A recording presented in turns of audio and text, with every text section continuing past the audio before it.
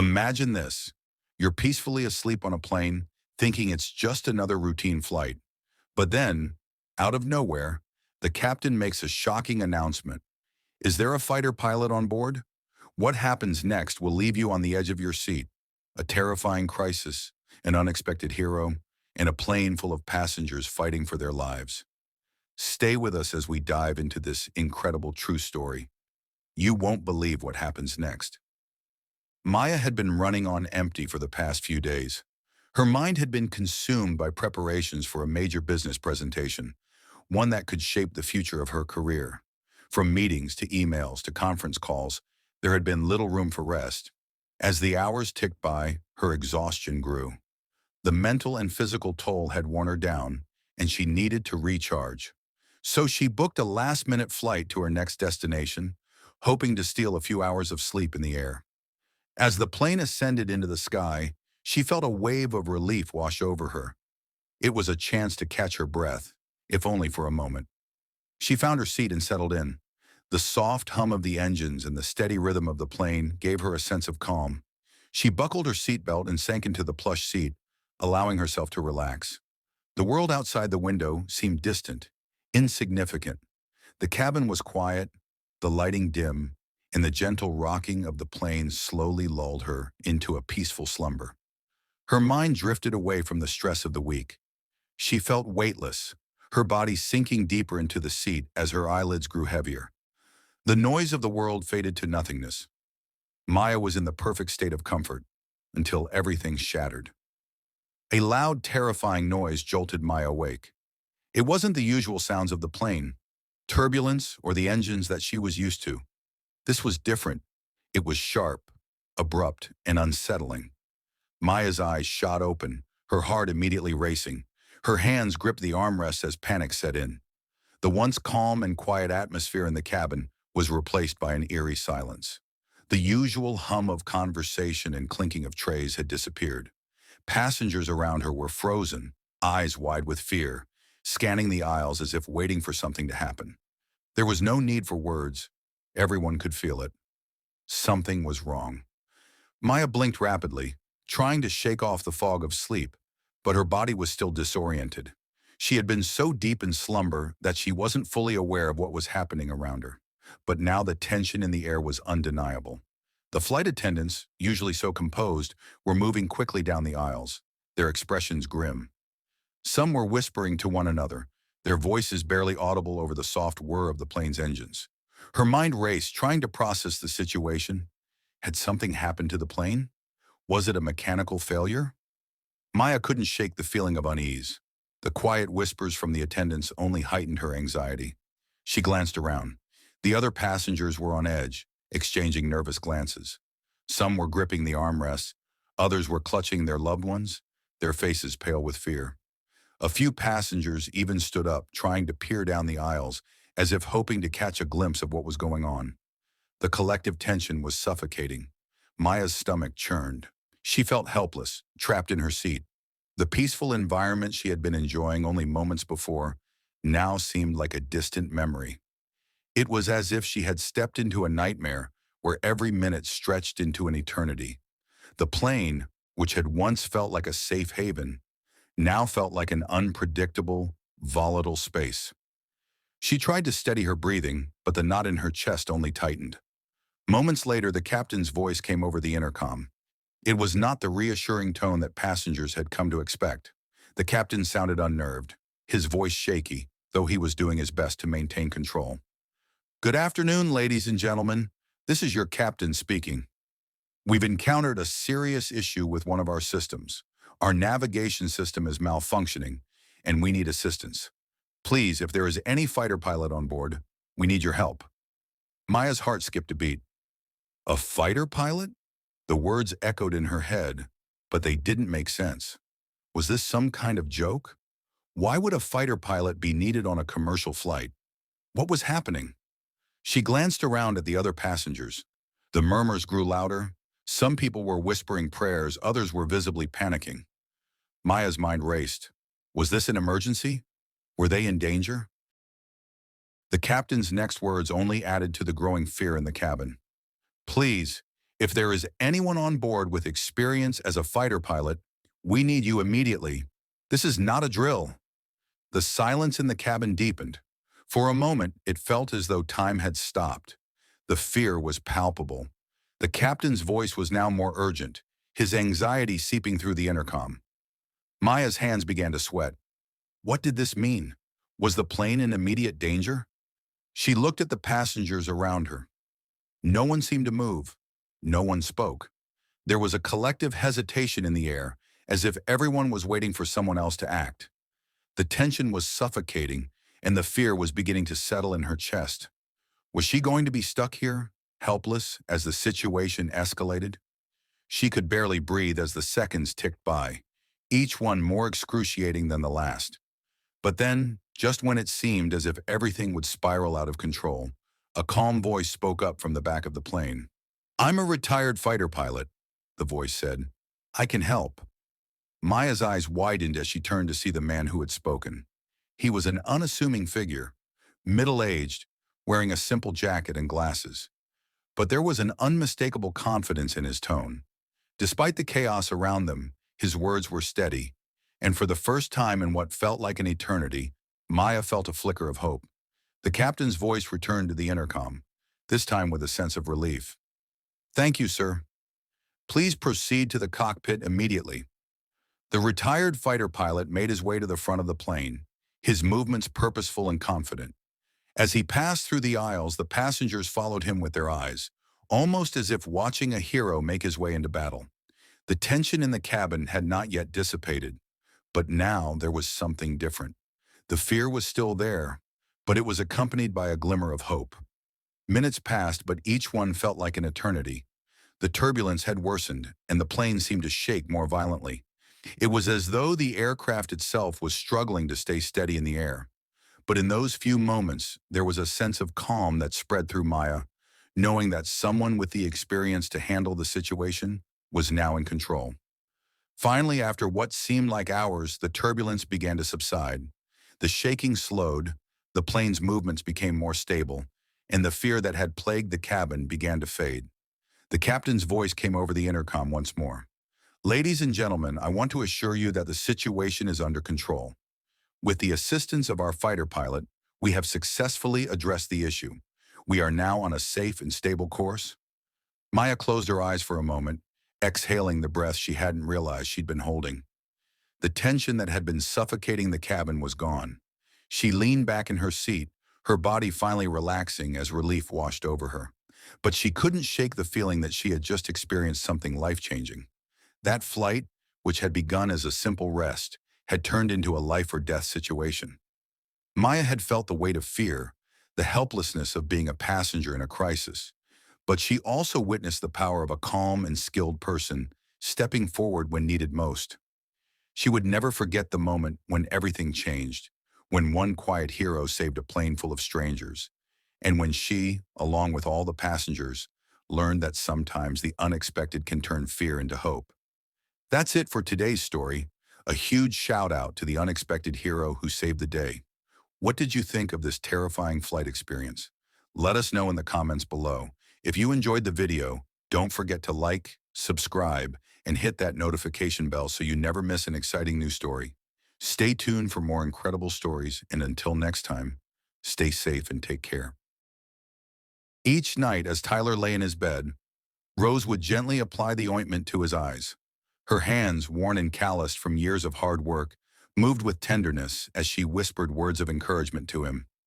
"You are special, Tyler," she would say softly. "You are loved. And the light will find you." If you believe, Tyler's progress began slowly, but it was unmistakable. At first, he started to distinguish light from shadow, the subtle gradation between the two. Then he began to identify shapes, the outline of furniture, the silhouette of Rose's face when she leaned close to him. He felt textures with a new sense of awareness, as if his body was tuning into the world around him in ways he never had before. His senses were sharpening, and though he could not yet see the world in full color, he was experiencing it differently. Robert, of course, attributed these changes to the latest expensive treatment. He would brag to his colleagues about how well Tyler was responding to the cutting-edge therapies, But in reality, none of this progress was due to the $3 million he had spent on specialists. It was all Rose's quiet, loving care, the ointment, the encouragement, the belief she had in him that began to work where the world's finest medical treatments had failed. Tyler wasn't just healing physically, he was healing emotionally too. For the first time in his life, he felt seen, not as a blind child or a medical case, but as a person, a soul who could feel the world around him in a different way. Rose gave him that, and as each day passed, Tyler's world of darkness began to feel a little less confined. The press conference was meant to be another opportunity for Robert Blackstone to boast about the groundbreaking medical treatments he had invested in for his son. Tyler, now seated quietly in the front row, was an emblem of the wealth and resources his father had poured into the expensive therapies. Robert stood at the podium, confidently announcing the progress Tyler had made with the millions spent on specialists, cutting-edge surgeries and treatments. His words flowed smoothly, fueled by pride and a sense of triumph. But there was an underlying tension that was about to erupt. Suddenly, Tyler's voice cut through the room, full of excitement and joy, something Robert hadn't heard from him in months. "Dad, I can see the flowers that Rose planted, the red ones under my window." The room fell silent. Robert froze, the words echoing in his mind. Red flowers. What red flowers?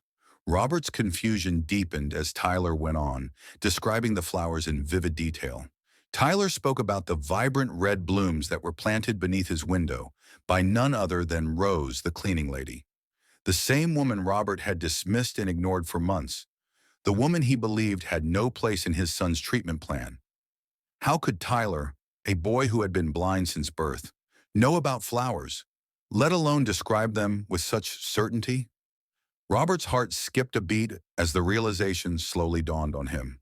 Tyler wasn't seeing because of the million-dollar treatments. He wasn't seeing because of the highly paid doctors, the cutting-edge technology, or the experimental gene therapies. No, Tyler was seeing because of the love and care Rose had given him. Rose, a woman Robert had dismissed as nothing more than a cleaning lady, had been the one to fill the void in Tyler's life. She had been the one to give him what no amount of money could ever buy, the warmth, attention, and belief that he could overcome his limitations. Rose's quiet presence, her tenderness, and her homemade remedies had healed Tyler in ways the world's most expensive treatments had failed to do. In a burst of anger and humiliation, Robert turned toward Rose, demanding an explanation. His pride, his reputation, and his carefully constructed image of the successful, wealthy father crumbled before him. "What's going on, Rose? How is this possible?" he spat. Rose, however, stood her ground, her face calm, her voice steady.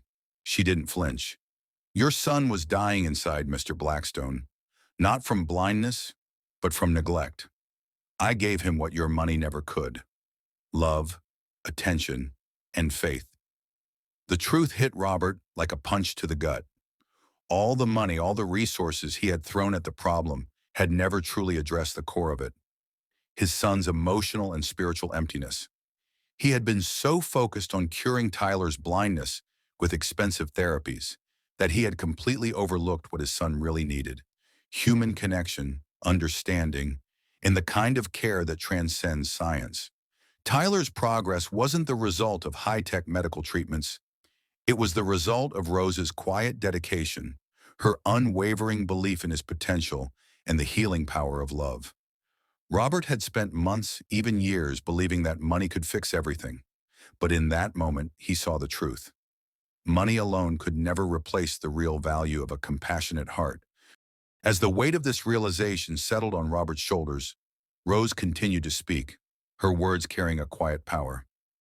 "Your money could buy doctors, specialists, and the latest technology, but it couldn't buy what really mattered.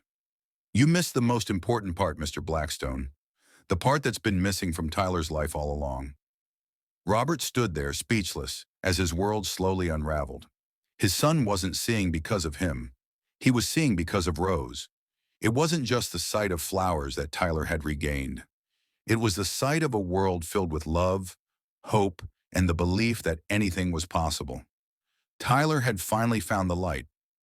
Not because of the best doctors or the most expensive treatments, but because someone had truly cared for him. Someone had seen him for who he was, not just as a boy with a disability, but as a person with limitless potential. And that someone was Rose. The weight of Robert's arrogance and pride began to sink in. In trying to fix everything with money, he had failed to see what mattered most. As Robert flipped through the journal that Rose had kept, his hands trembling, he felt the weight of the undeniable truth crashing down upon him. Each page he turned revealed the progress Tyler had made, not because of the $3 million worth of treatments and specialists, but because of the simple, consistent care that Rose had provided. Her herbal remedies, passed down from her grandmother, had worked where the most expensive doctors had failed. The ointment, the encouragement, the tender love and attention she gave Tyler every day, it was all there, meticulously documented in Rose's quiet, unassuming way. Robert could no longer deny it. Tyler had healed not because of the cutting-edge medical technology that Robert had pushed so hard for, but because of the humanity and compassion that Rose had shown him. Every moment spent with Rose had been a step forward for Tyler, not just physically, but emotionally and spiritually. The dark world he once lived in was now slowly being replaced by a world filled with light, a world where he could see, not just through his eyes, but with his heart. As the truth came to light, the press turned on Robert. Journalists, once enamored with his success and wealth, now had a new story to tell. They exposed the real miracle. It wasn't the hospitals, the expensive doctors, or the millions spent in search of a cure. It was Rose, the cleaning lady who had been dismissed by Robert as nothing more than an employee. She had healed his son, and the world was about to know it. The fallout was swift and unforgiving. Robert's reputation, built over years of hard work and connections, crumbled in a matter of days. Investors pulled out. Board members distanced themselves. The press coverage was relentless, and the once proud CEO was now the punchline of every headline. Worse still, he had lost something far more precious than wealth. He had lost the trust of his son. Tyler, now fully aware of the truth, embraced Rose as the one who had truly given him the gift of sight. No amount of money could replace the love and care Rose had shown him, and Tyler had come to understand that. For Rose, however, the story was different. Her life changed in ways she never expected. She became a symbol of wisdom, resilience, and the power of love. She was invited to speak at conferences, telling her story of holistic healing and the power of nature's remedies. She wrote a book about the lessons her grandmother had taught her and the miracles that love and patience could bring. People from all over the world reached out to her for guidance, and she found herself being celebrated in ways she had never imagined. But for Robert, everything was lost. His fortune, his reputation, and the respect of his peers, all of it vanished in an instant. The Blackstone mansion, once a symbol of his success, was sold. He was left with nothing but the harsh reality that no amount of money or status could ever replace the love and belief Rose had given to his son. In a final attempt to make amends, Robert sought out Rose.